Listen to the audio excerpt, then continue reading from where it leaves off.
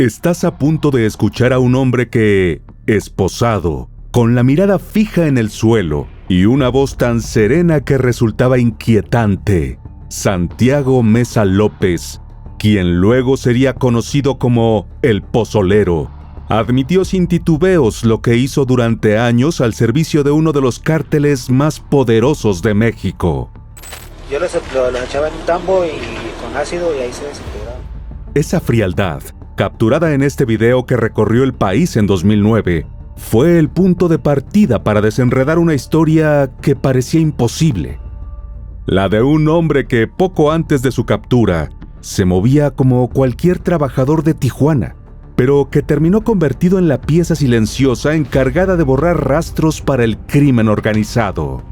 Según sus propias confesiones, había participado en la desaparición de cientos de personas. Y tal vez lo más perturbador no era la dimensión del horror, sino que todo comenzó con una oferta de trabajo que en apariencia no tenía nada de extraordinario.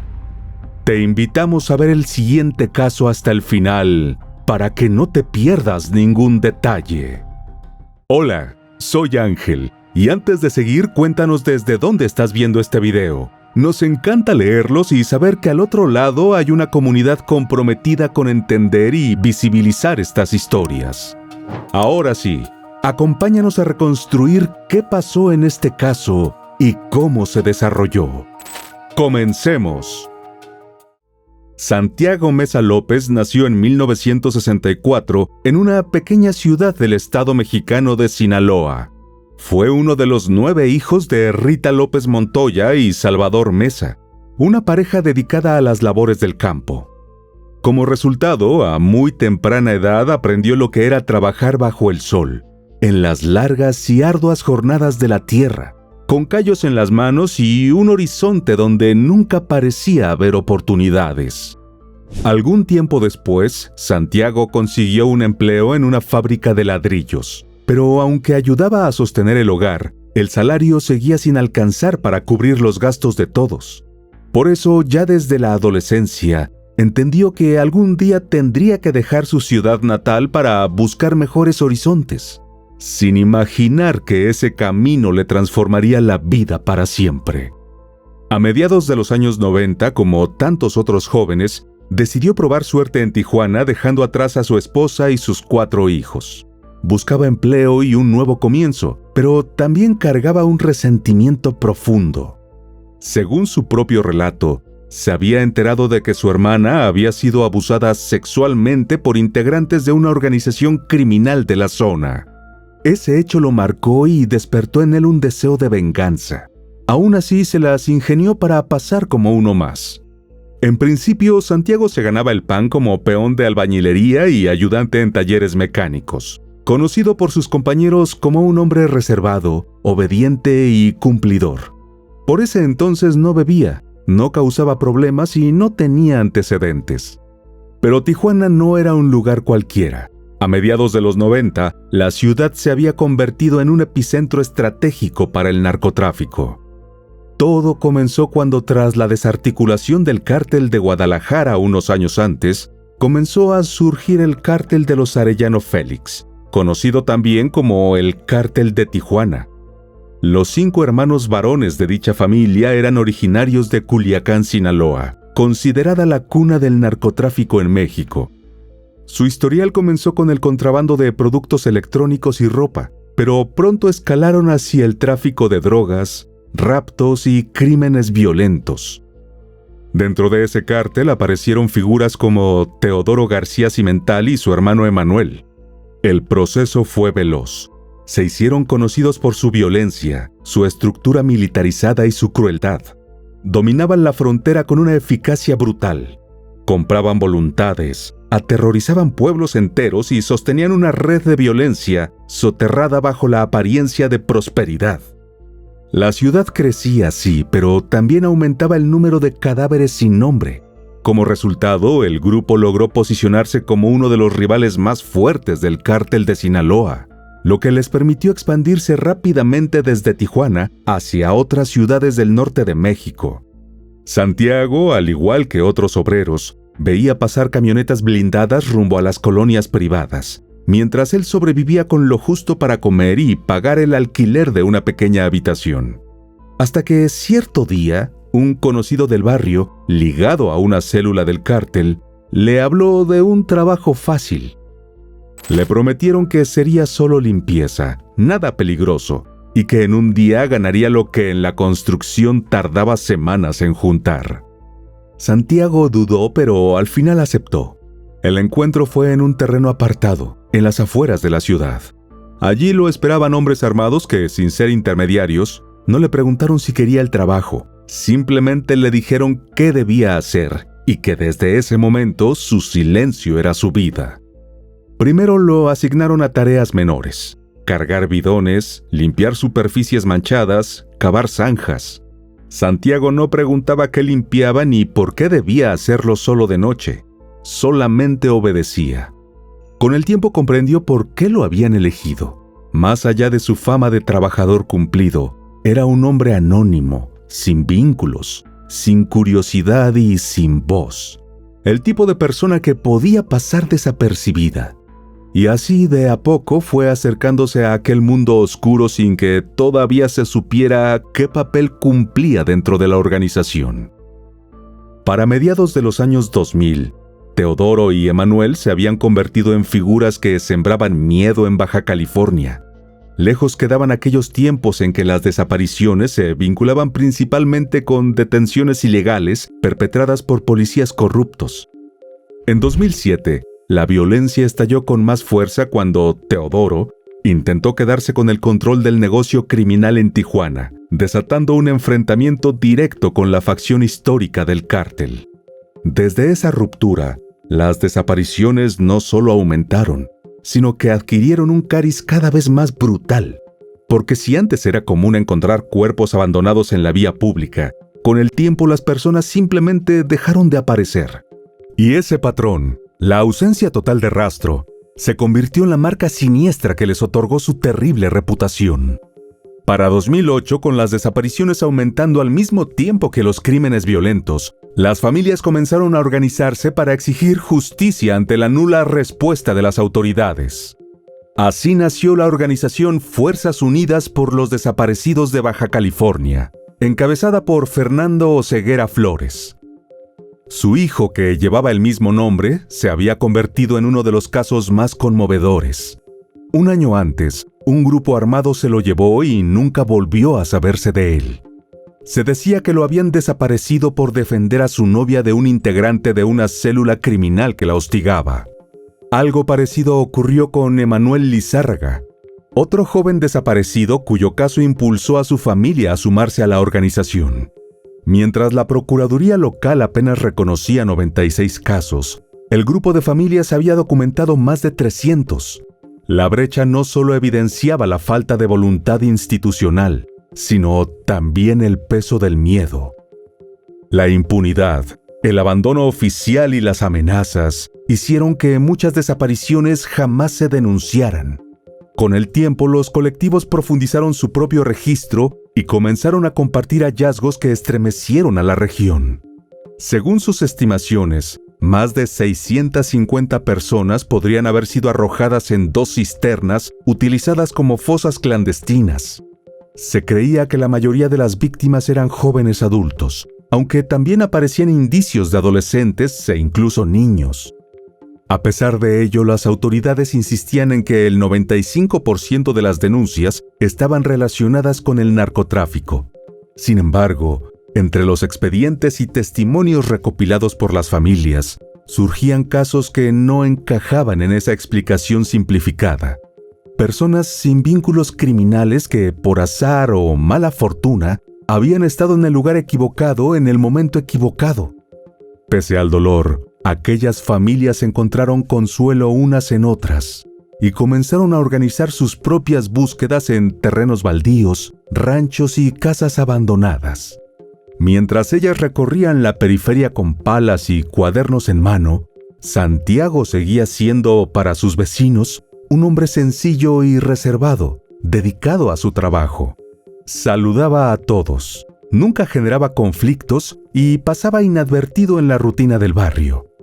Nadie sospechaba que cada noche, al cerrar la puerta de su cuarto alquilado, cargaba con un secreto que no podía compartir con absolutamente nadie.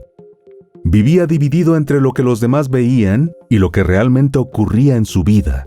Y aunque él intentaba convencerse de que podía seguir así indefinidamente, todo estaba a punto de cambiar. El 25 de enero de 2009, el ejército mexicano realizó un operativo en una casa aislada, ubicada en las afueras de Tijuana. En ese lugar, donde desde días atrás se llevaba a cabo una fiesta, fue detenido Santiago. Su jefe inmediato, Teodoro, logró escapar junto con unas 30 personas. Aunque las autoridades buscaban cuerpos, lo que encontraron fue mucho peor. Un extraño barro de color grisáceo, un olor químico penetrante y miles de fragmentos óseos esparcidos como si alguien hubiera intentado borrar seres humanos pieza por pieza. Había dientes incrustados en la tierra, pedazos de cráneos mezclados con lodo, tambos metálicos corroídos apilados como ruinas industriales de una fábrica invisible. Era como si el suelo mismo se hubiera tragado a cientos de personas sin dejar rastro. Ese terreno rodeado de silencio se convirtió en el epicentro de uno de los descubrimientos más escalofriantes en la historia criminal de México. De acuerdo con la confesión de Santiago, quien no tardó en lo absoluto para relatar su historia a las autoridades, tras un tiempo haciendo labores menores, fue reclutado por uno de los jefes más sanguinarios, Teodoro. Dejándose llevar quizás por la idea de poder, protección y aparente justicia que creía obtener, lo que empezó con un propósito personal, terminó arrastrándolo para siempre dentro de la estructura criminal. Porque desde entonces Teodoro le enseñó a él y a otros subordinados cómo deshacer cuerpos en tambos con ácido o sosa cáustica, sustancias altamente corrosivas que reducían los restos a un material líquido o viscoso en unas 14 o 15 horas. En principio, siempre según el relato de Santiago, aprendió experimentando primero con patas de cerdo. El cártel necesitaba borrar cadáveres, eliminar evidencia, hacer como si las víctimas nunca hubieran existido. Cuando los jefes comprobaron que el método funcionaba, porque la mezcla destruía todo, piel, órganos, músculos, entendieron que no se trataba solo de un favor macabro. Era una solución logística. Los crímenes dejaban rastros. Los cuerpos provocaban investigaciones. Pero si no había cuerpos, tampoco había crimen que perseguir. Atrapado en ese mundo, Santiago dejó de recibir encargos esporádicos. En cambio, le asignaron aquel terreno fijo en las afueras de Tijuana, oculto entre la maleza y restos de antiguas naves industriales. Allí lo instalaron con lo esencial: tambos, combustible, sacos de sosa cáustica, guantes gruesos, cubetas, carretillas y bidones de agua. Cada semana lo visitaban hombres armados en camiones sin placas. Llegaban de madrugada, descargaban los paquetes y se marchaban sin pronunciar palabra. Nunca saludaban, nunca preguntaban nada, solo cumplían su rutina y desaparecían. Santiago terminó viviendo en aquel terreno. Dormía en una casucha improvisada hecha de tablas húmedas y un techo de lámina que crujía con el viento. No podía salir. No recibía visitas, pero ganaba $600 semanales. Para el resto del mundo simplemente había dejado de existir. A veces le entregaban cuerpos enteros y él se encargaba de hacerlos desaparecer, arrojándolos en tambos de 200 litros. Y por esta labor recibía un pago adicional de 7,000 pesos. En otras ocasiones, lo que quedaba tras su labor de desintegración lo arrojaba en fosas clandestinas ocultas en zonas remotas de la ciudad. Los fragmentos que no llegaban a desaparecer los reunía en cajas y los enterraba en la parte trasera del predio. De hecho, durante el operativo de su captura, las autoridades levantaron más de 500 kilos de huesos. En suma, al día siguiente de cada macabra jornada de trabajo de Santiago, no quedaba nada. Por ende, ningún policía local podía sospechar. En cuanto a los vecinos, jamás escucharon detonaciones o gritos. Solo veían a lo lejos columnas de humo que parecían provenir de alguien quemando basura. Durante el interrogatorio, Santiago también dijo que no disfrutaba ese trabajo, sino que lo hacía porque temía sufrir la peor represalia si se negaba. Mientras tanto, a lo largo de la década en que desempeñó sus tareas, el cártel fue acumulando poder. Él, por su lado, aunque nunca llegó a admitirlo, quizá ni siquiera a comprenderlo del todo, se fue endureciendo. Ya no gritaba, no lloraba ni se lamentaba, simplemente hacía lo que sabía hacer. Los pocos que lo vieron allí después de su captura, lo describieron como un hombre curiosamente sereno, casi ajeno al horror que lo rodeaba. Un agente federal narró a posteriori que durante las reconstrucciones forenses, Santiago tarareaba melodías mientras señalaba los puntos donde habían colocado los tambos. Otro dijo que lo hacía fumando con la calma de quien evoca antiguas jornadas de trabajo, como si relatara una rutina más y no la sombra que había marcado su vida. Muy poco después de su detención, fue presentado ante la población en televisión nacional. Durante el interrogatorio que se permitió a la prensa en esa ocasión, Santiago confesó haber disuelto por lo menos 300 cuerpos. Yo lo echaba en un tambo y con ácido y ahí se desintegraba. Cuando le preguntaron si él era el responsable de lo que les había pasado a aquellas personas, respondió que no, que los recibía cuando ya no había nada que hacer por ellos. Con el tiempo admitiría que en realidad había perdido la cuenta. Desde entonces, Santiago fue bautizado por la prensa y la comunidad como el Pozolero. Además, estimaciones posteriores elevaron la cifra a entre 2.000 y 2.500 personas eliminadas entre 1984 y 2009. La captura y la historia de Santiago sacudieron a México, revelando aspectos escalofriantes de la violencia ligada al narcotráfico. A raíz de ello, la zona se llenó de periodistas y reporteros ávidos por desentrañar aquella trama sombría. Consultados al respecto, varios vecinos aseguraron que nunca lo habían visto y que tampoco sentían curiosidad. Un criador de cerdos de la zona, que pidió permanecer en el anonimato por temor, comentó que era mejor no involucrarse en esas cosas oscuras. Santiago, por su parte, señaló a las autoridades distintos lugares donde había arrojado restos. Explicó en términos generales cómo operaba y describió la estructura jerárquica del cártel. La investigación corroboró parte de lo que relató y permitió ubicar varias fosas clandestinas. Entretanto, para las familias de los desaparecidos, la noticia abrió una posibilidad inesperada: revivir casos que parecían condenados al olvido y, sobre todo, recuperar un atisbo de esperanza. Así, a pocas horas del arresto, cerca de 40 personas se presentaron en la Procuraduría General de la República en Tijuana, con fotografías en la mano, pidiendo que las autoridades interrogaran a Santiago para saber si recordaba haber tenido contacto con sus seres queridos desaparecidos, tal y como ha narrado Fernando, quien, por supuesto, encabezó la movilización. Nosotros el día de la detención fuimos con un álbum con más de 400 o 500 personas para entregárselo al Ministerio Público para que se lo enseñara a Santiago Mesa, para que lo viera y a ver si podía reconocer a algunas de las personas que estaban en ese álbum. Ese primer impulso no quedó ahí. En los días siguientes, decenas de personas más acudieron a denunciar desapariciones que hasta entonces no habían sido investigadas o que habían quedado relegadas por las autoridades. En cuanto a Santiago, fue trasladado a un centro federal de máxima seguridad. Mientras tanto, los medios de comunicación comenzaron a llegar a la casa de su familia. Rita se encontraba profundamente indignada. No comprendía por qué los medios llamaban el pozolero a su hijo y evitaba encender la televisión para no verlo esposado. Según contó, fueron los propios vecinos quienes le informaron de la detención. Para ella, la noticia resultaba inconcebible.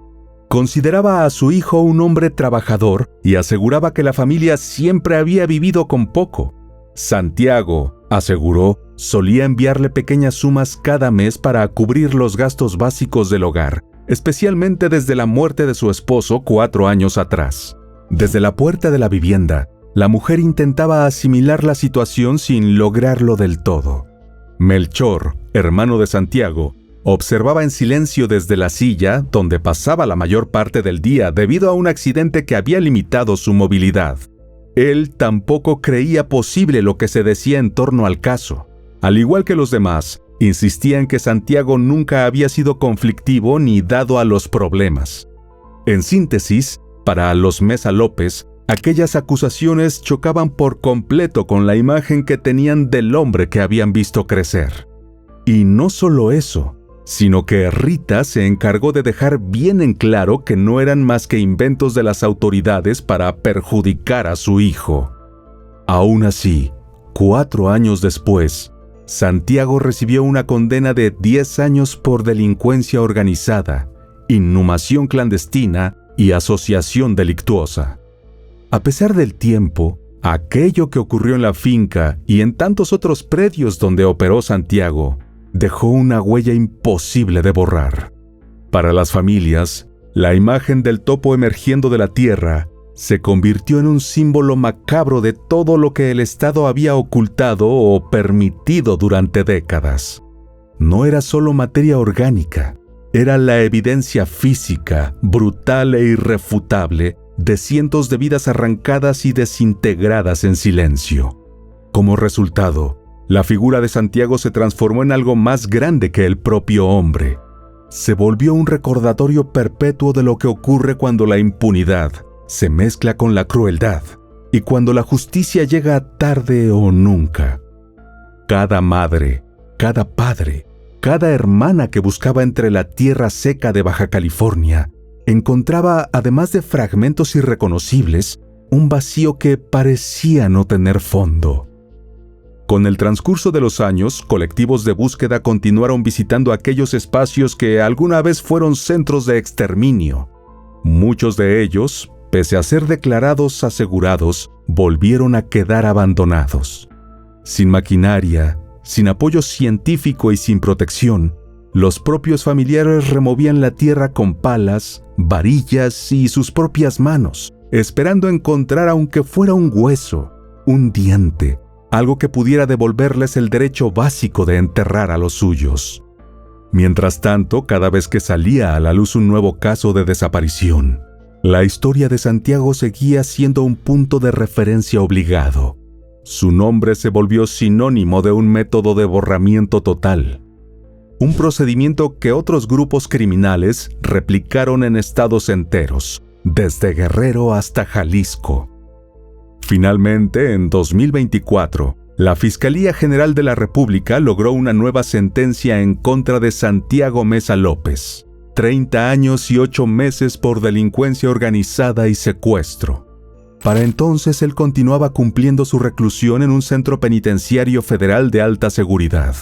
Con este segundo fallo, su historia quedó sellada no como un cierre, sino como otra capa más en un caso que, pese al paso del tiempo, continúa revelando las sombras de una época marcada por la impunidad y el horror.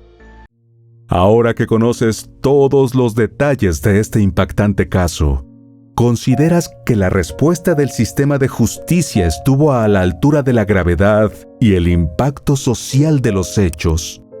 ¿O por el contrario, piensas que aún quedan vacíos, omisiones o responsabilidades institucionales que no han sido enfrentadas como deberían? Déjanos tu opinión en los comentarios.